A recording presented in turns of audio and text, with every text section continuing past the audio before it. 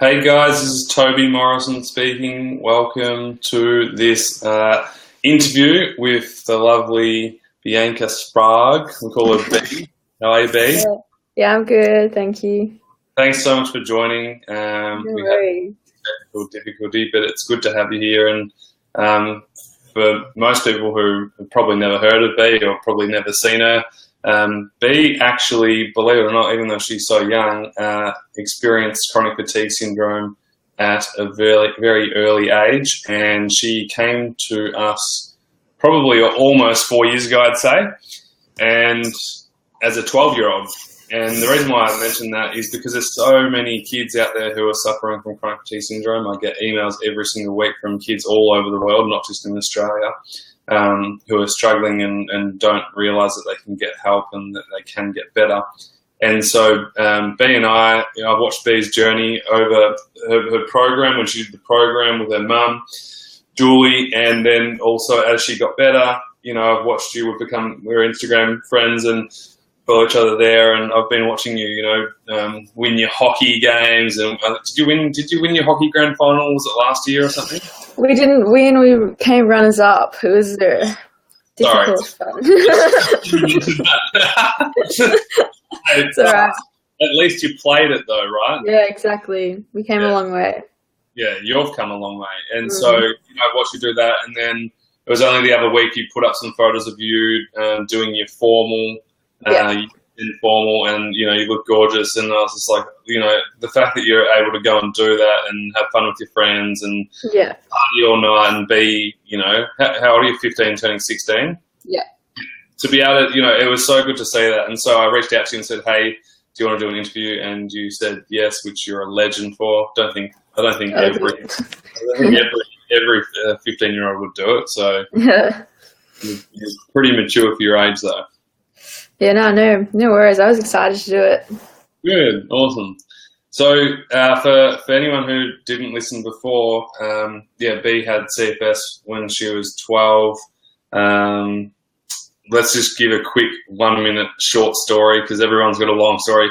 Do you know when people message us on this Facebook page, people will just share their whole story, and you know what it's like.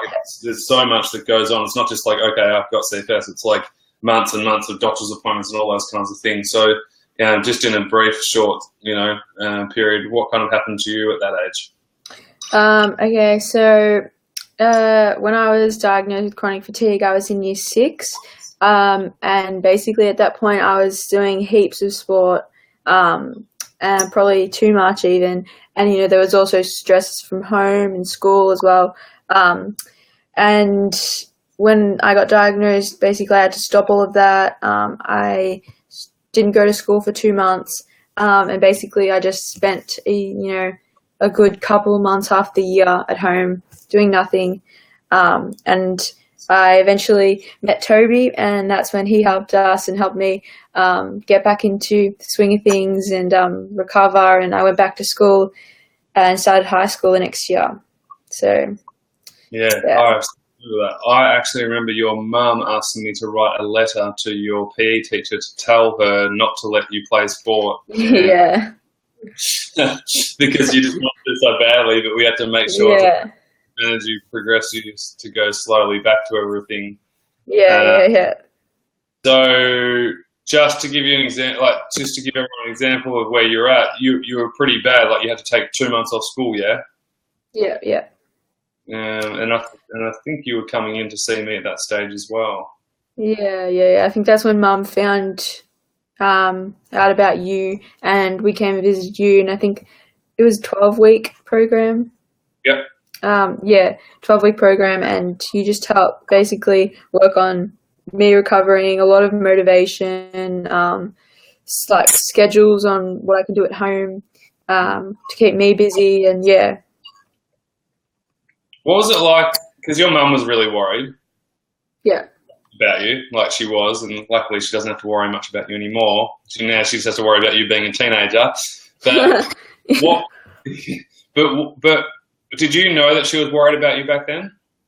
I don't think that I knew she was as worried as she was, because she's just was really strong. She was probably the strongest one out of the two of us. But yeah, she always kept me positive, and whenever I was low, she would try and help me get out of that like hole, I guess you could say.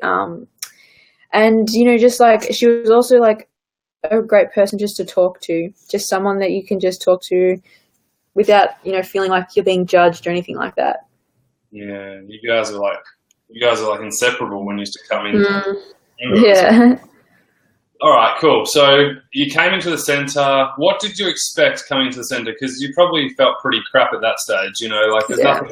You feel like shit. You don't really want to do anything. You come in to see me, and you're like, "Who's this guy? What's this all about?" Your mum your mum dragged you in there to do it. Yeah, when she found out, she brought me in. I honestly wasn't expecting too much, just because I'd been to a lot of other doctors, spoken to other people. I think at one stage I was seeing a psychologist, and a lot of other things. So I wasn't really expecting much, just, trialing it out. But after like one session, it was just made such a big impact for just my, the way I was feeling, my attitude and everything. What was that impact for you, B? Like, was it because we understood? What was it? Did you feel like you...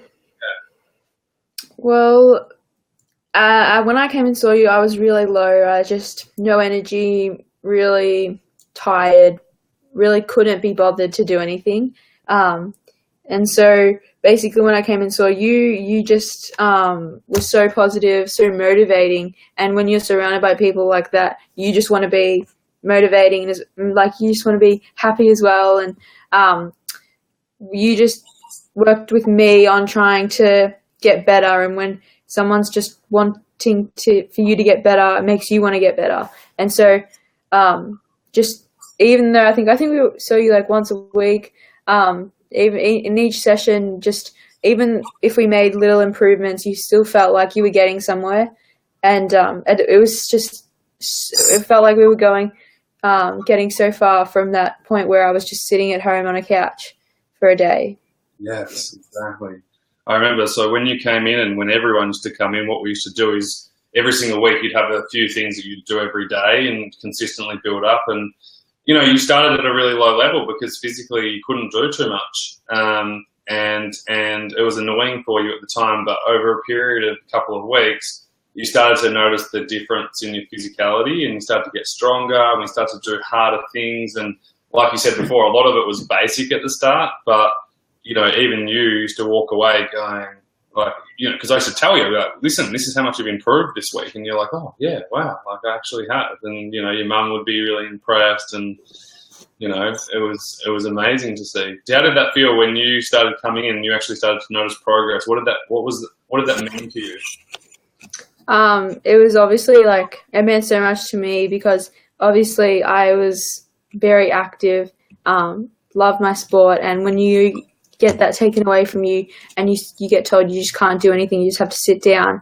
And then when I got to that point where I could actually start going for walks or even just doing a bit more each day, it was so encouraging to me. And I was just like, at least it made me so happy, and it really reflected on my attitude because especially my family definitely picked up on how tired I was. I wasn't really, I just didn't really want to socialize with anyone just because I was so tired, and that it affected a lot of my friendships, and sometimes it affected my family relationships. And when I started to get better, it felt so good when you could have a laugh with your family and friends. So. Yeah, and I know family means a lot to you as well because your dad and brother used to come in as well. And yeah, I remember. So you obviously improved. What were some of the things that you changed or that we helped you change over a period of time? I know nutrition, we spoke a lot about nutrition when you came in.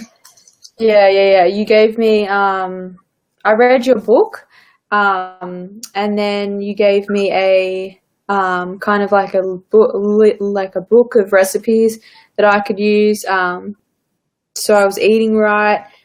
Each week you gave me a list of little exercises to do. And I just tried to work on that each week. And sometimes, obviously you're not going to be able to do it each week, but because we had those weekly visits, even if I've had a bad week,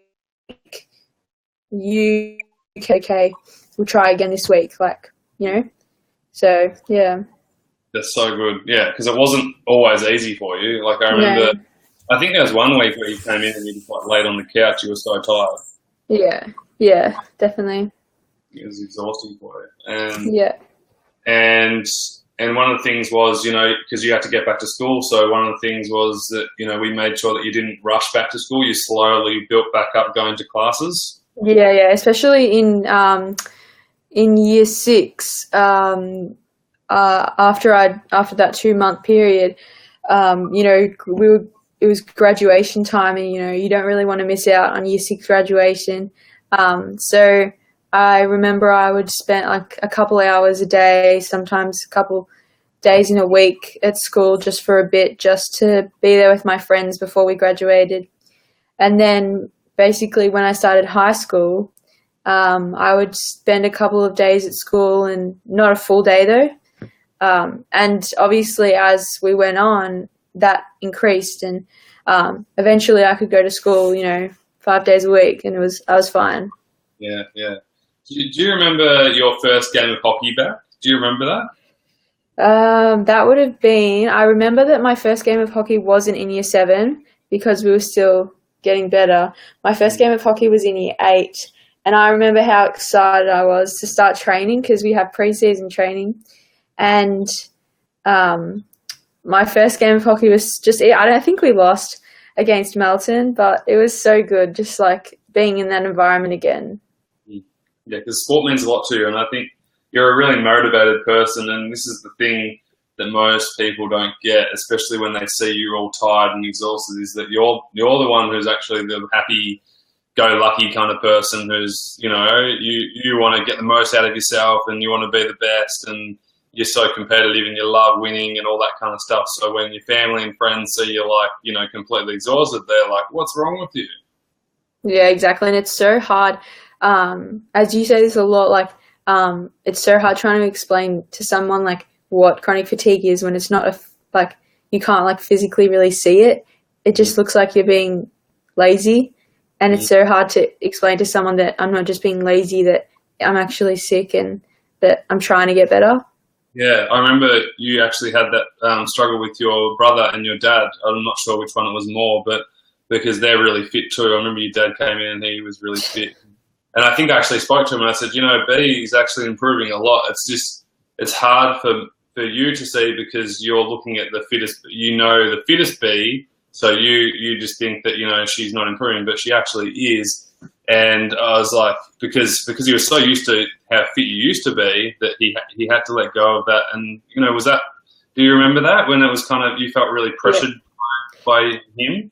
Yeah, definitely. Because not so much my brother, but my dad was very into fitness. He went through a stage where he was at the gym all the time. I think he did 4 marathons, and it was obviously it was a lot to I felt the pressure to kind of do it because I was more sportier than my brother, and so I just felt the pressure to try and compete with him at some stage. And when I got sick, I couldn't do that, and my dad kind of didn't really understand that. It took him a while to really understand what I was sick with and how I could fix it. And in his point of view, all he could see was that it was a mental illness kind of thing, and that it was that I was all in my head. And he was obviously he was supportive, but it was harder for him to grasp the concept.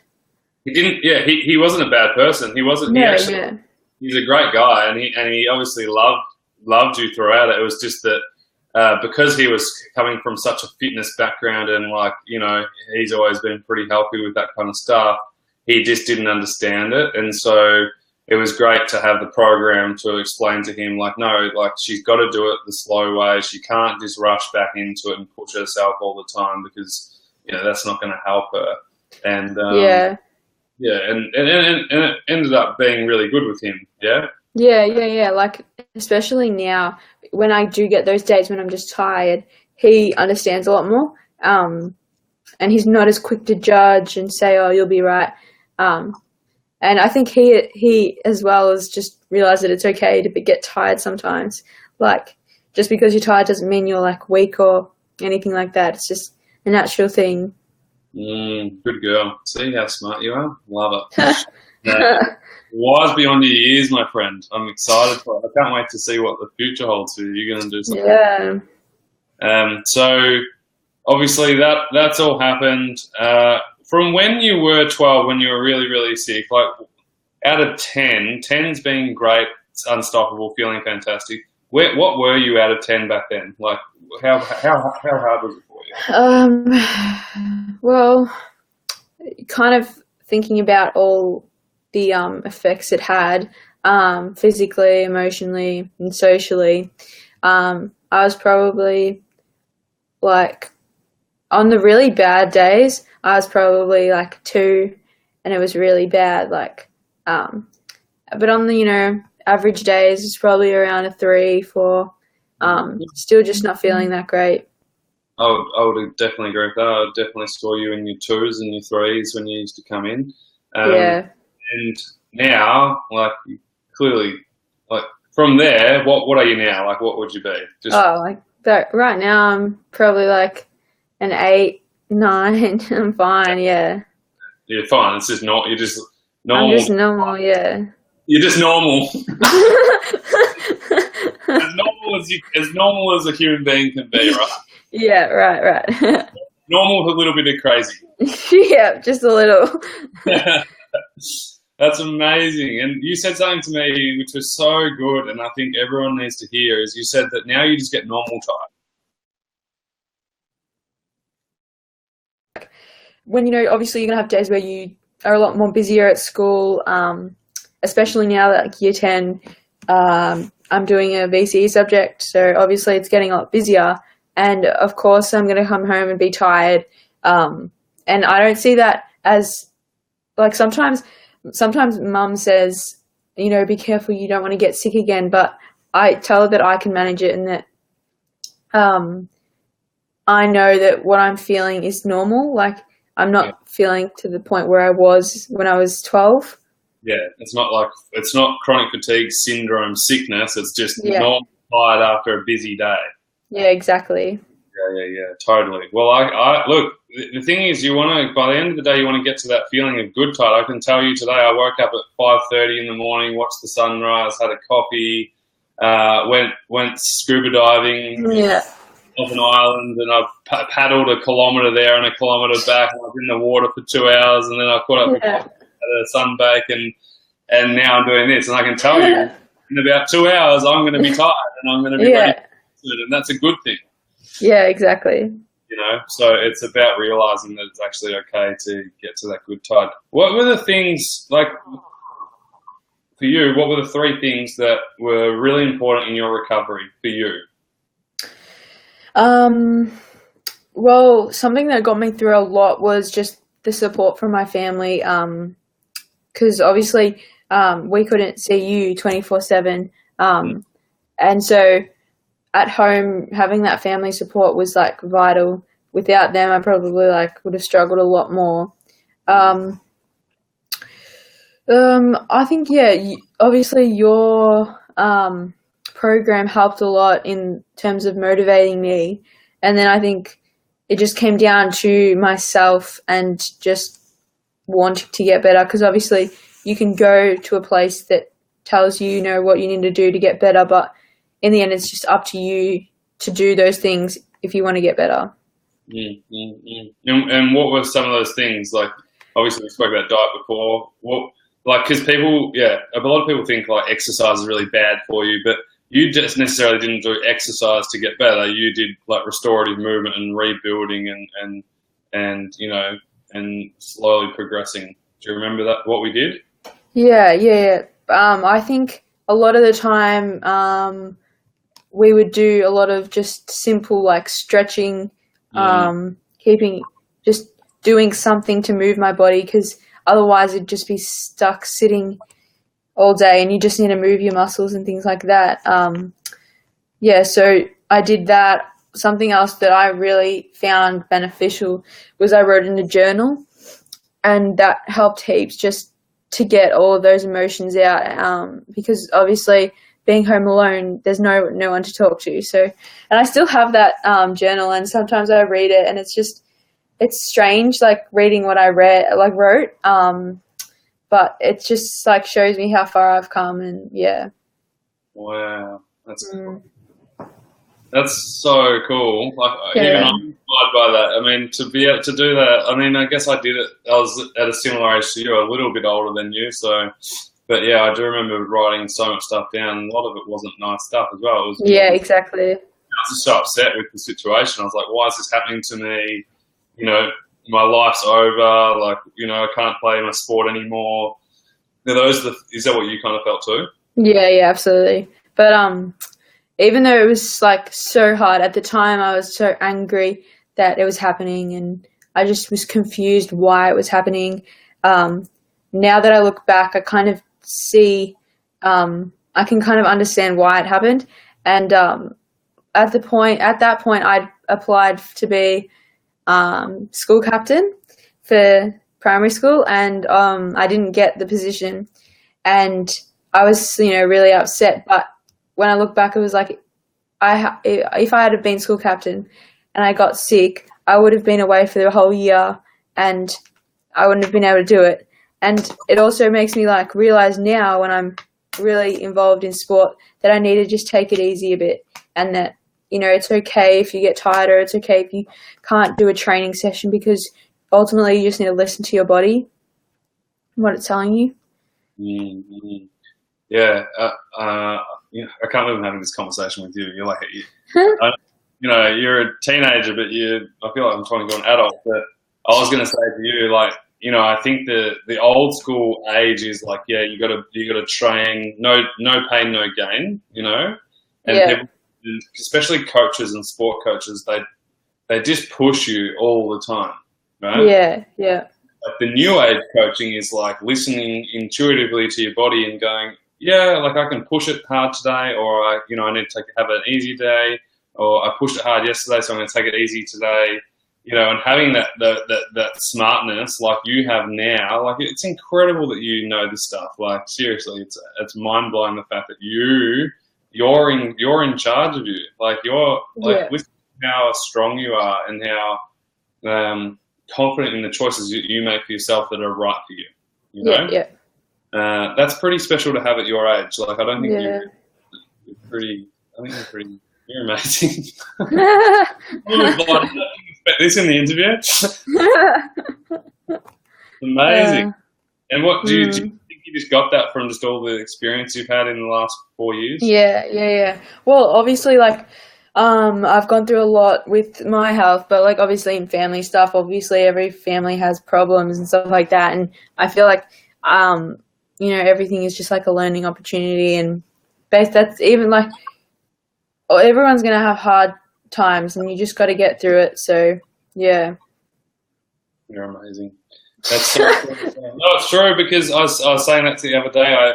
I think I did a post on my Instagram account. Yeah, one of my friends messaged me yesterday, and she said, "I'm having such a bad day today. I wish I was back doing some fun stuff, and take me back to those good memories." And I said, "That's cool. I had a few shitty days in a row too with life, so it's not always that good." And then she writes back saying, "So your life isn't as perfect as your Instagram makes it out to be." Yeah, And then I don't know if you saw it, but I put up that quote, and it was just like. Just a reminder, in case you didn't know, my life isn't as perfect as my Instagram account looks. Yeah, it's so true. Like life is hard. Like you said, life is hard sometimes, and it's not all great, and it's not all easy. And you just, like you said before, you just got to get up and keep going, right?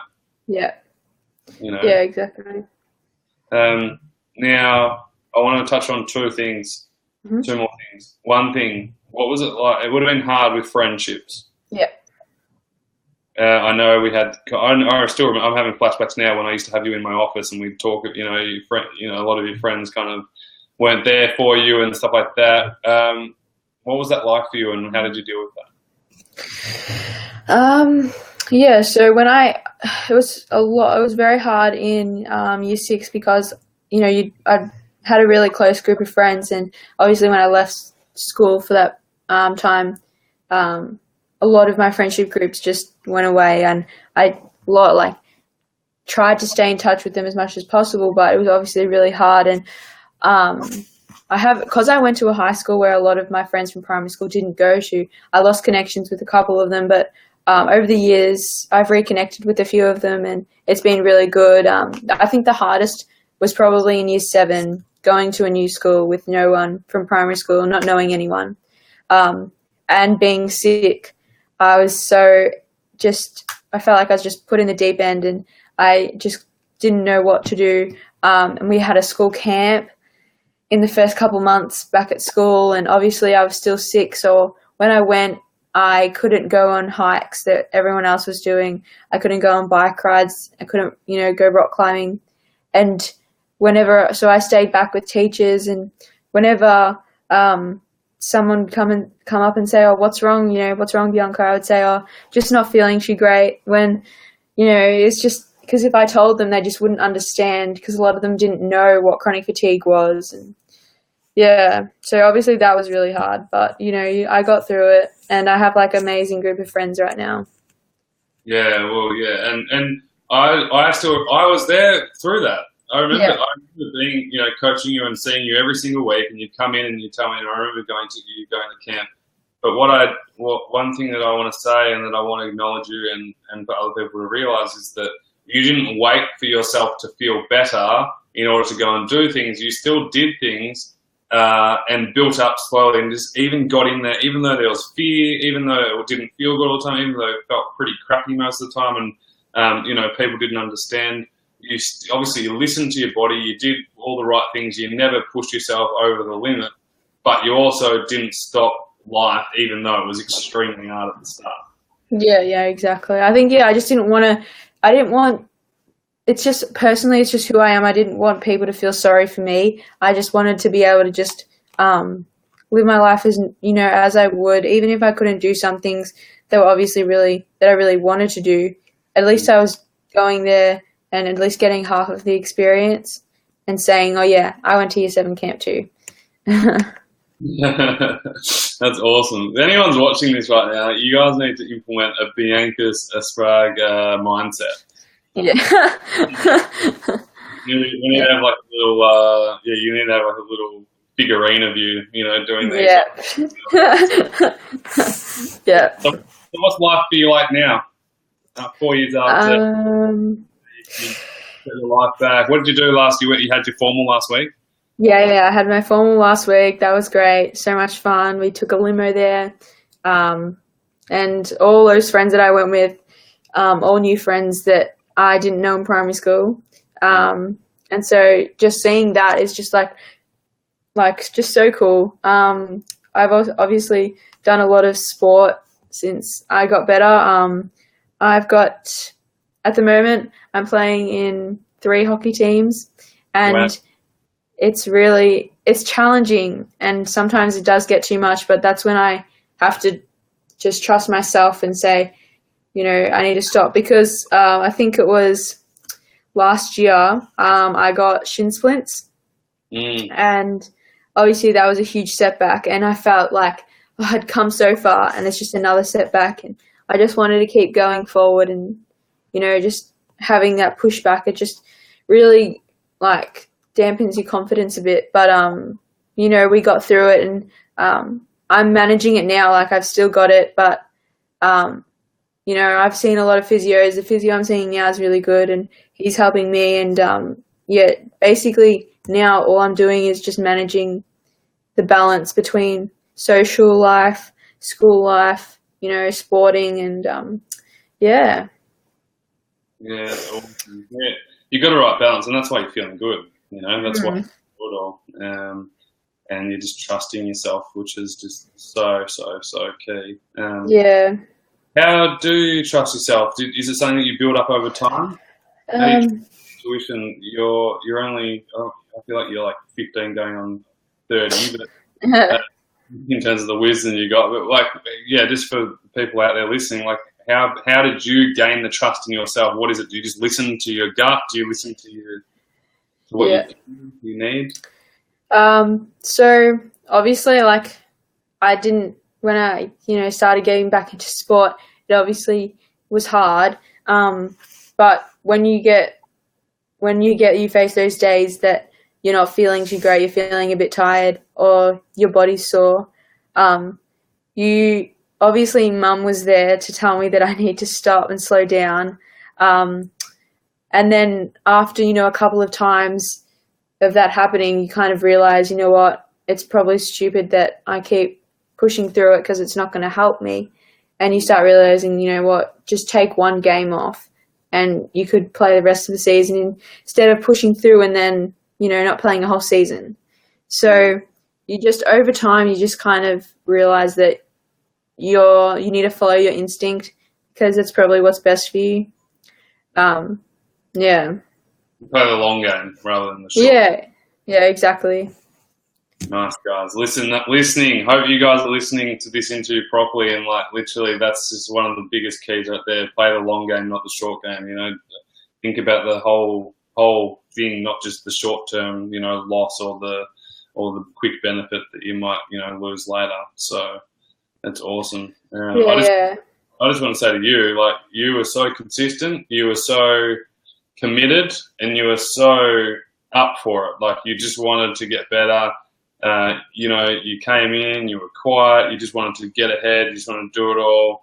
But you did it in a way that was just smart, and you listened to your body, and you did the right things, and you ate really well, and you deserve everything you get. And yeah, I think you're going to do something special. I reckon everyone who's watching this will agree with me, to be honest. Yeah, one of the things that probably I struggled with the most was when I was getting better, there was that whole thing of comparing myself to what other people were doing. And a lot of what I've learned over the years is that I can't compare myself to others because it's not going to do anything. Because I think a lot of what I think now is come from you because, on social media, you always talk about not comparing, your like chapter 1 to someone's like chapter like 15.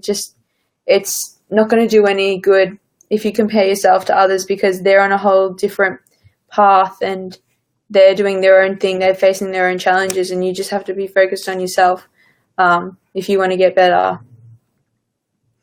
So good. Yeah. It always comes down to that focus, doesn't it? Yeah. Yeah, it's so true as well. Yeah, don't compare your chapter 1 with someone's chapter 15, really. Yeah. And when chapter 15, you might start a new book. Exactly. Like life change, start again. So, yeah. So, imagine someone like you when you were younger, and girl or boy, just all of a sudden, gets chronic fatigue syndrome out of the blue. Wanted to give up, didn't know that there was no hope out there. They didn't know there was programs out there. They didn't know people like you and I existed. What would you say? What would you like to say to those kind of people who are struggling? I would just say to them just to not give up hope, because a lot of what I live by is that everyone has challenges, everyone faces challenges, even though some people might be better at hiding them and might be positive all the time. Everyone's going through hard things, and you just need to not give up hope, because the bad times will eventually go away, and you will be happy again, and you will be healthy again, and you just gotta stick with it and just believe that you're gonna get better, because if you believe it, then everyone else will believe it. Any other wisdom? I don't know. It's important that you talk to people, because if you just keep it all bottled up, you're going to struggle so much more. You're just going to feel like you're alone if you don't speak to anyone, even if it's just speaking to your friend, to your mom, to your dad, to your brother, to literally anyone, even writing it down, that helped me so much. So yeah, just don't keep it to yourself, because there's so many people out there who are willing to help you and want to help you, and you're not going to know if you keep it all to yourself. Yeah. God, can't believe you're a different person to what we're like. Can't believe how much you've grown up. You feel like you're growing up? Yeah, I do. It was a long time ago, looking back now. But yeah, I know that I've changed a lot, but yeah, I wouldn't be the person I am today if I hadn't have gone through those things. Yeah, exactly. Now, you said to me before we even got on this interview, I said, how are you at the moment? And you said, I get tired, like any normal person, but I wake up full of energy for the day. Yeah. That's just unreal. It's so refreshing to hear that. Yeah. And full of beans to go and do whatever you need to do. And you're on work experience at the moment. You said you're doing Jetstar, which is like, for anyone overseas, it's a aeroplane company here in Australia. And how was that today? Yeah, it was amazing. We went to the airport, went into the hangar, saw all the planes up close. And what's the hangar? The hangar is basically a place where it's a place where planes go after they've landed to get maintenance done. So when I was in there, they were changing an engine. So you kind of feel like really tiny when you're surrounded by all these massive planes and the engines and things like that. Mum's here. Yeah. Come here. Come in. Come here. You gonna come in? No, come this side, Mum. Come and say hi. I've been asleep. I look awful. You're on. I've been asleep. Come back. Are you back in your pardon? How are you? I'm good. I'm so proud of your daughter. You're super proud of her. Yeah. Isn't she just amazing? Have you heard what I've had to manage? No, I've been fine. She's good. She's so wise. She doesn't stop. I keep remembering you said to her, remember, B, you'll never be 100%. You'll always be 99. Yeah, no. I think I said just don't go 110% because then it just starts to go backwards. That's the problem. That's what I was saying before. If you go 120%, then you're always going to be in deficit eventually. Well, that's what I tell her, but I think she does. But the thing is, she proves me wrong every time. So I can't argue with it. Because it was talking about that before, how she just trusts. She knows what she's got to do now. Yeah. I think she knows her boundaries. She knows now. Only she knows. Only because she does so much, though. Because she told you how much she does. Yeah, she's doing awesome. I mean, do you remember when you first brought her into the clinic? Oh, yeah. She could barely do anything. Yeah. And how negative it was. She was so negative. Yeah, and with that. Yeah, exactly. It wasn't even it was just so down on life because you're just so exhausted and wrecked. But she wouldn't stop. She wouldn't lay down. I kept remembering that. She wouldn't lay down. She didn't want to lay down. She just wanted to sit up straight. But even now when she goes and sees a physio for her legs, more on a maintenance thing, and he says to her, you've got to do all these exercises, right? Very few people will go home and do the exercises. Yeah, of course. Not Bianca.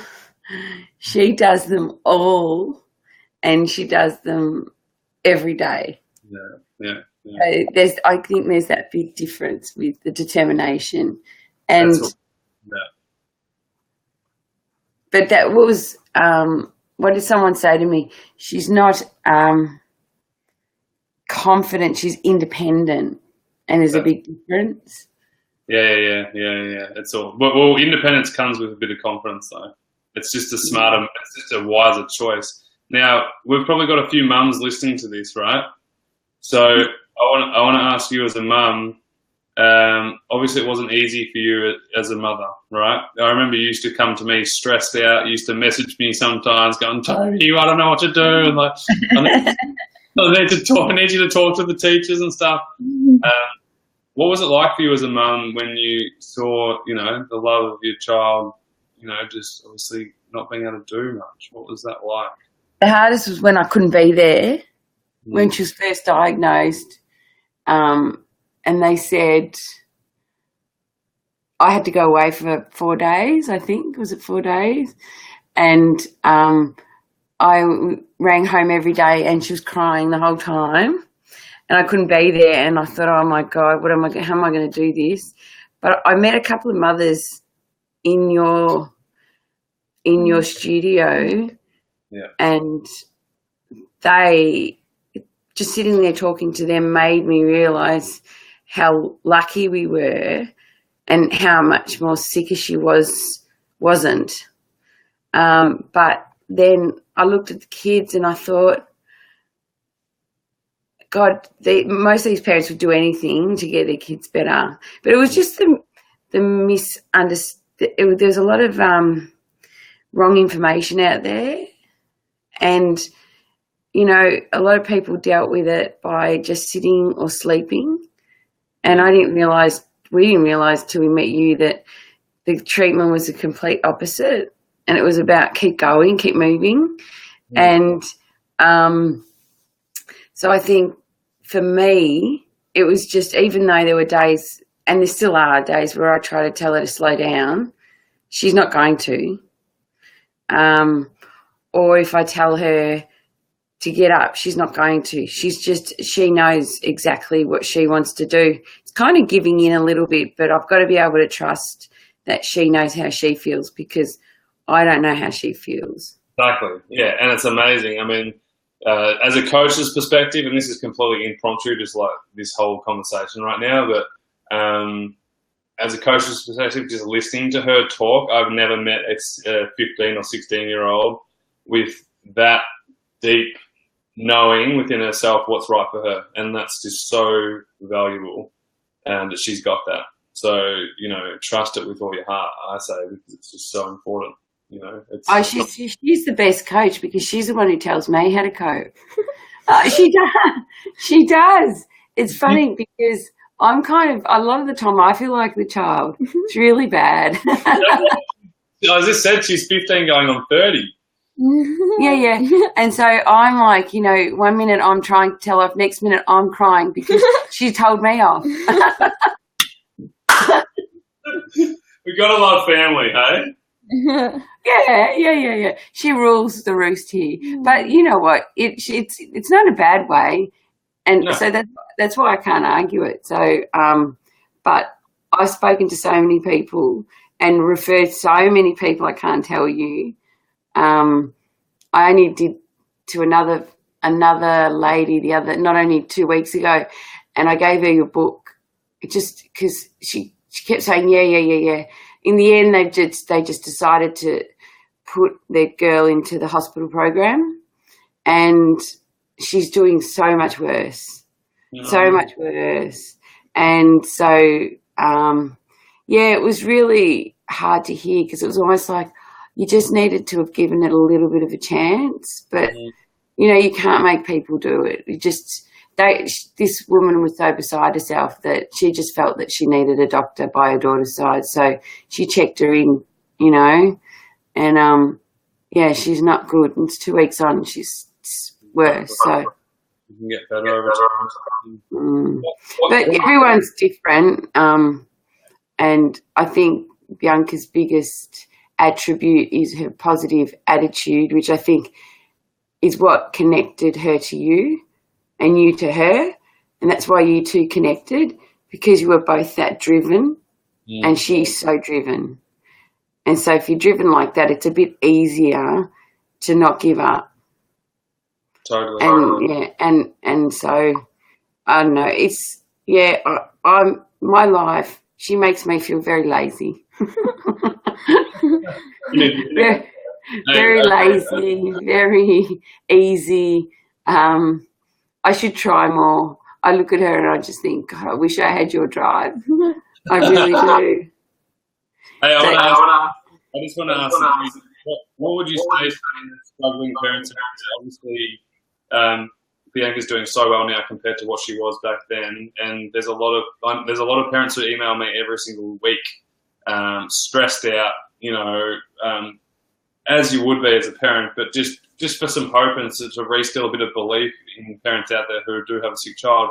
You've been on the bad hand of it, and you've been on the good hand of it. What would you say to parents who are on the bad hand right now with it?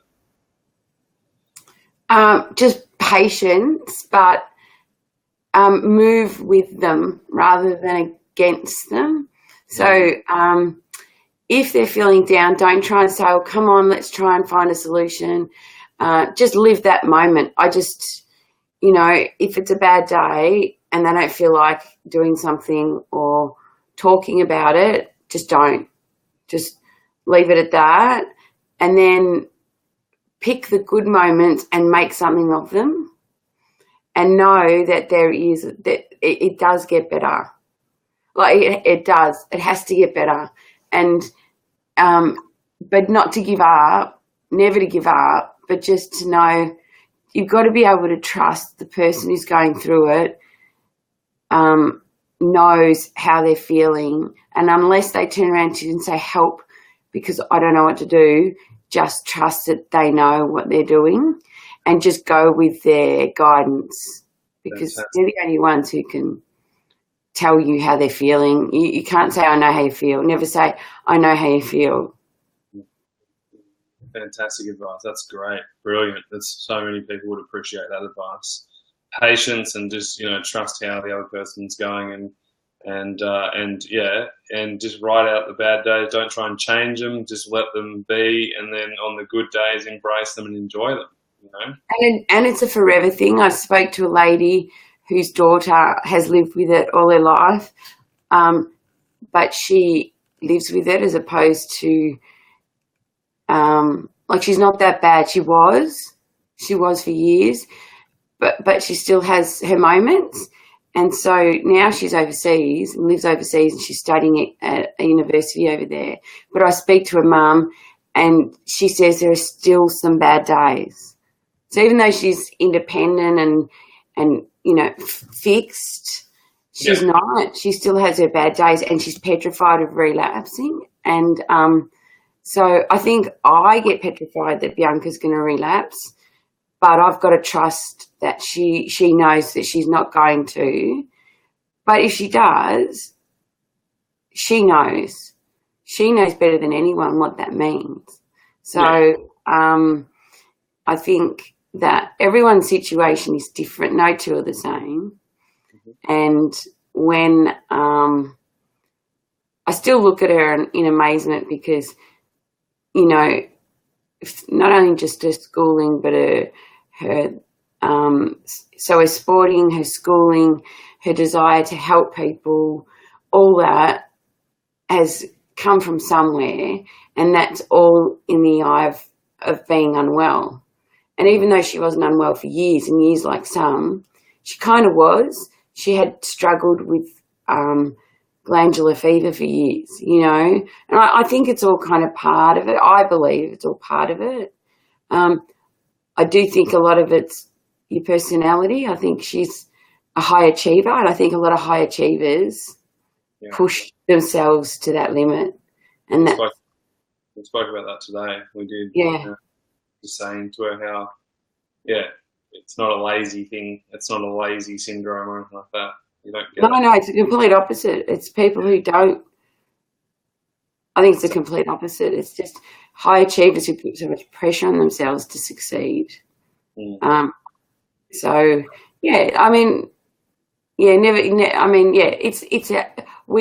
feel that it's our life, part of our life. It's not something we're going to put away and say, "Oh, we're never going to have to deal with that again." We'll always be in it, part of it in some way or another.